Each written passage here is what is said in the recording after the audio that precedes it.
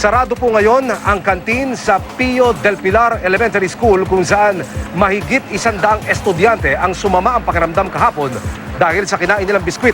Ang ilang magulang na nag-aalala para sa kanilang anak, pinagbaon na lang para matiyak na ligtas ang kanilang kakainin. Narito po ang report ni Von Aquino. Matapos ang insidente na posibleng food poisoning sa Makati City kahapon, minabuti ng ilang mga magulang na pagbaunin na lamang ng pagkain ng mga estudyante alinsunod na rin sa abiso ng paaralan.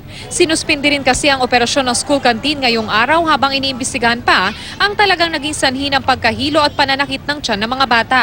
Sina Lola Erlinda at Lourdes pagkain na lamang sa halip na baong pera ang ibibigay sa mga apong inihatid nila sa paaralan ngayong umaga. Bigyan niyo ba ng baon yung mga bata? Oo naman. Eh sa ngayon, hindi ko nabibigyan. Delikado. Baka mamaya ako nung damputin sa tray, yung pala, di iwas disgrasya sa mga bata. Nervous ako. Ayaw ko nga basahin yung mga pangalan kasi sabi ko baka nandun ang pangalan nito, mauna pa ako. May mga estudyante namang bagamat nakakain ng biskwit ay hindi dinala sa ospital, tulad na lamang ng grade 5 student na aming nakausap. Sumakit daw ang tiyan niya matapos makakain ng biskwit na itinuturong dahilan ng posibleng food poisoning. Ilan ba yung nakain mong biskwit? 5 lang po. Ikaw, anong ginawa mo? Nahilo lang po ako. Nahilo ka, tapos? Tapos, saglit-saglit po nakatulog po ako. Pero hindi alam ng teacher mo. Kasi nawala na po yung sakit ng tiyan ko konti po. Napuna naman daw ng grade 6 student na ito na mapakla ang biskwit na kanyang nakain kaya't itinapon na lamang niya ito. Ilan ba yung nakain mo? Kalahati lang po. Tapos, anong ginawa mo? Tinapon ko po yung kalahati.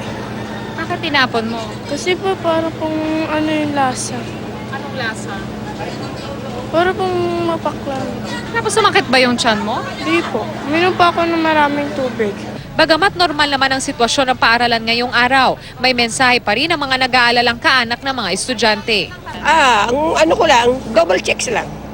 Sa mga tinitinda nila, lalo na kung mga matagal nang nakatenga dyan, wag nilang panghinayangan na itapon. Kung hindi na pwede, wag na nilang ilagay sa panindan mga bata. Ano pong mensahe niyo sa eskwelahan?